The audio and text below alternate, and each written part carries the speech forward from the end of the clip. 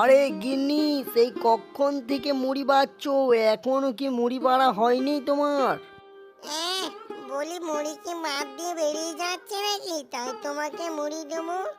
ঘরে এক ফোঁটাও মুড়ি নেই। মুড়ি আনবে তবে খেতে পাবে। বেশ গিন্নি, আমি নয় জল খেয়ে থেকে যাচ্ছি, কিন্তু তুমি তুমি বা কি খেয়ে থাকবে? তুমি তো খিদের জ্বালা সহ্য করতে পারো না। তাই যাই, দেখি দাদার কাছে গিয়ে কিছু টাকা ধার চাই, সেই টাকা দিয়ে আমি মুড়ি নিয়ে এসে তোমাকে খাওয়াবো। ঠিক আছে গিন্নি, আমি আসি দাদাদের বাড়ি থেকে।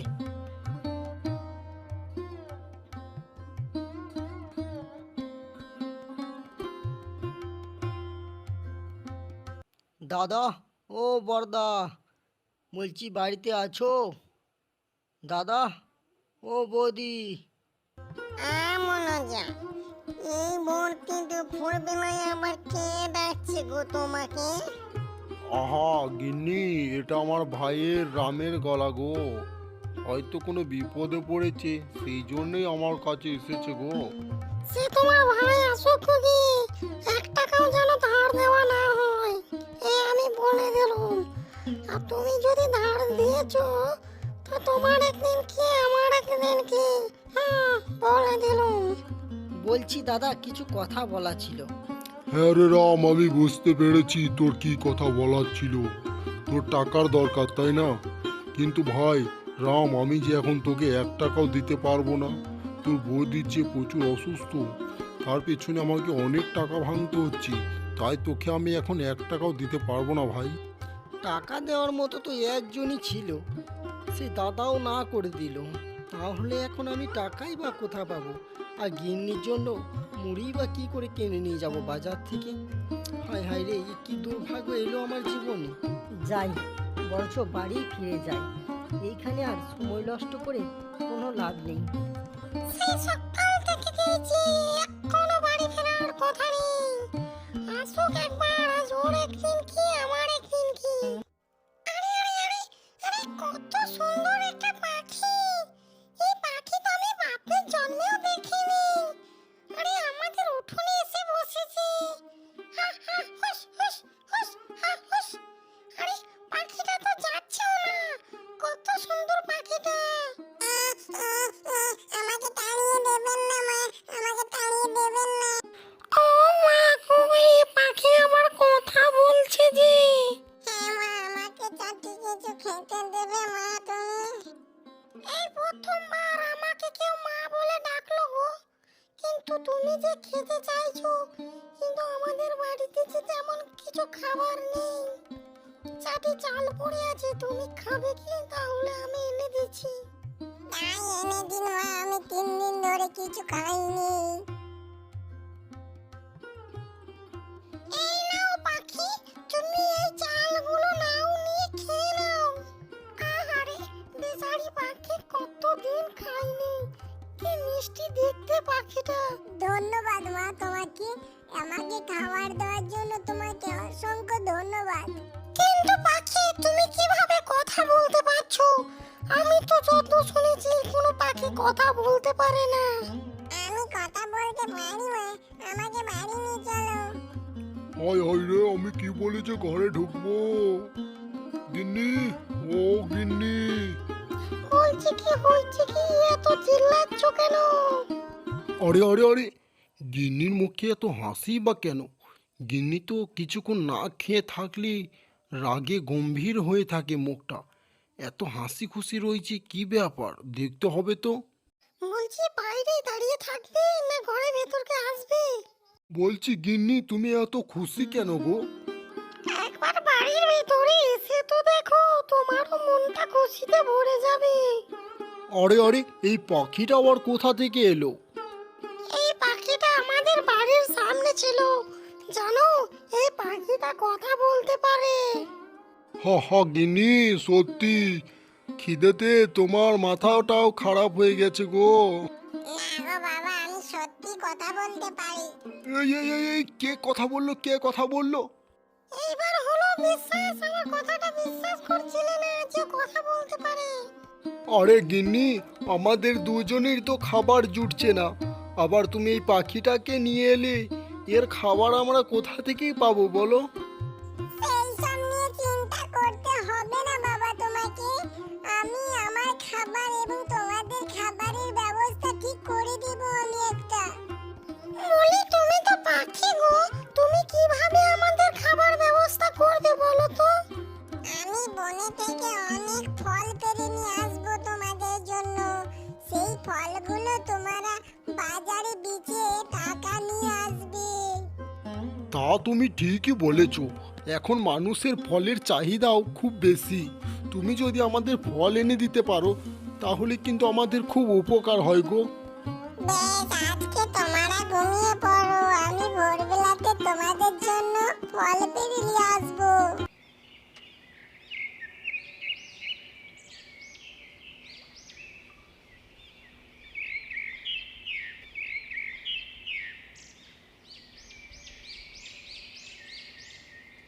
কই গো মায়েরা বাবারা, বেরিয়ে এসে দেখো তোমাদের জন্য কত ফল নিয়ে এসেছি।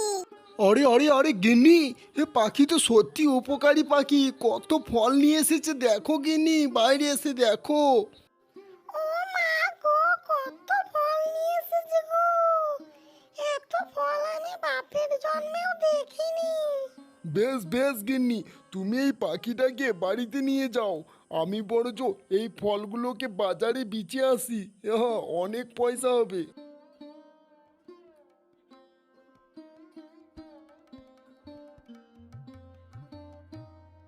ওই ফল আছে, ফল, টাটকা টাটকা ফল আছে। বলি ও হে রামু ভাই, তুমি আবার কবে থেকে ফল ব্যবসা করতে লাগলে ভাই? এই তো ভাই, আজ থেকেই ব্যবসা করতে লাগলাম। বড় অভাবে সংসার ভাই, নুন আনতে পান তো পুড়িয়ে যাই। তাই এই ফলগুলো নিয়ে বাজারে এলাম, দেখি যদি 2 পয়সা হয় তো। ঠিক আছে ভাই, তবে আমাকে 1 কেজি ফল দাও দেখি, মোটা মোটা দেখে। হ্যাঁ হ্যাঁ হ্যাঁ, এই দি ভাই, এই দি।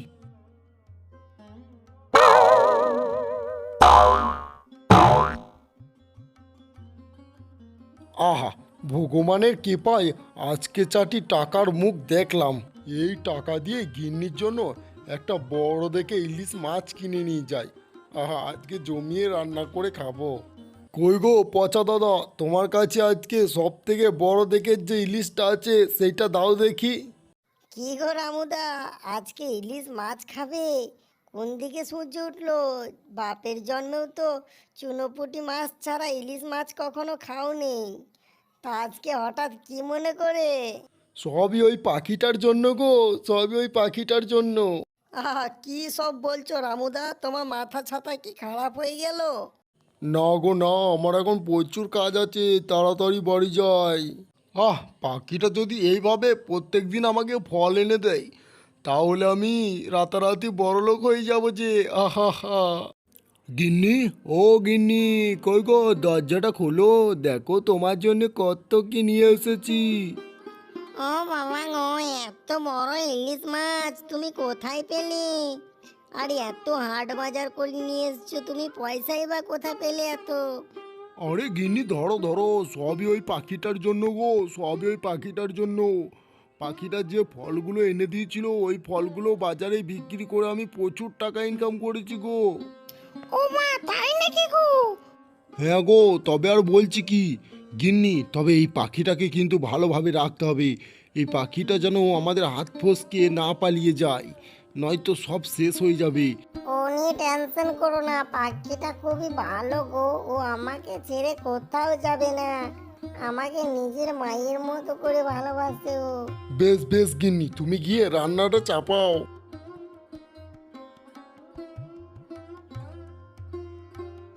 ওই শুনছো?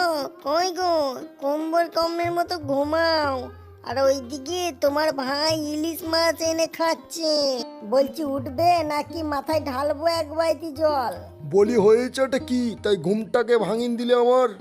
হ্যাঁ, তুমি কুম্ভকর্ণের মতো ঘুমাও, আর ওইদিকে তোমার ভাই যার কাছে 1 টাকাও ছিল না কালকে, সে আজকে এত বড় একটা ইলিশ মাছ নিয়ে এসে খাচ্ছে, আর আমরা কিনা চুনোপুটি খাচ্ছি। কি বলছো গিন্নি, ভাই এত পয়সা পেলই বা কোথায়? সাথে অনেক আবার হাট বাজারও করে এনেছে থলে ভর্তি। যা হোক, ভাইটার ওপর ভগবান তাহলে মুখ তুলে তাকিয়েছে গো গিন্নি। ভাইটা যে বড়ই অসুখী, বড়ই অভাবী, খুব কষ্টে দিন কাটে ভাইয়ের আমার। যা হোক, ভগবান এতদিনে মুখ তুলে তাকিয়েছে ভাইটার দিকে। আমি অত শত জানি না, আমাকেও এত বড় একটা ইলিশ মাছ এনে দাও, নয়তো আজ তোমার একদিন কি আমার একদিন কি। কই গো গিন্নি, এবার গরম গরম ইলিশ মাছের ঝোল আর ভাত দাও, আমার পেটে এবার ছুঁচো দৌড়াচ্ছে যে ইলিশ মাছের গন্ধে। মা মা, বাবাকে খেতে দাও না, বাবার প্রচুর খিদে পেয়েছে, বাবাকে খেতে দাও না। হ্যাঁ মা, আমার খেতে দিচ্ছি, চলো তুমিও খেয়ে নেবে আমাদের সাথে।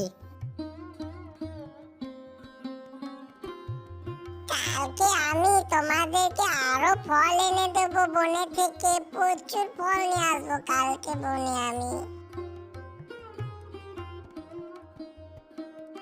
বলি ও ভাই, শুনছো? তোমরা কি জানো রামুর ঘরে একটা পাখি এসেছে, সেই পাখিটা নাকি আবার কথা বলতে পারে। কই না না ভাই, জানি না তো। কই চলো গিয়ে দেখি গা পাখিটাকে। আহা গিন্নি, দেখো আজকেও পাখিটা কত ফল নিয়ে এসেছে আমাদের জন্য। আজকেও বাজারে গিয়ে আমি প্রচুর টাকা ইনকাম করব এই ফলগুলো বিচে। ও রামু, এই সেই পাখি যার জন্য তুই ইলিশ মাছ খেতে পারছিস। এই খবরটা গ্রামে পঞ্চায়েতকে আমরা দিচ্ছি, দাঁড়া, তোর ব্যবস্থা হচ্ছে। না গো না, এমন কাজ করবেন না। আমি তো মাত্র দুদিনকার জন্য এসেছি এদেরকে কিছু সাহায্য করার জন্য। আমি তো অন্য গ্রহের পাখি, এটা আমি মায়াবতী করে করেছিলাম। এইটা আমার আসল রূপ নয়, আমার আসল রূপ তো এইটা। আরে আরে, এ কি অদ্ভুত পাখি রে ভাই, এমন পাখি তো জীবনেও দেখি নেই। ঠিক আছে মায়েরা বাবারা, আমি এখন চললাম। আবার কোনো তোমাদের অসুবিধা হলে আমাকে মন থেকে ডাকবে, আমি আবার আসবো। টাটা, এখন আমি চলি।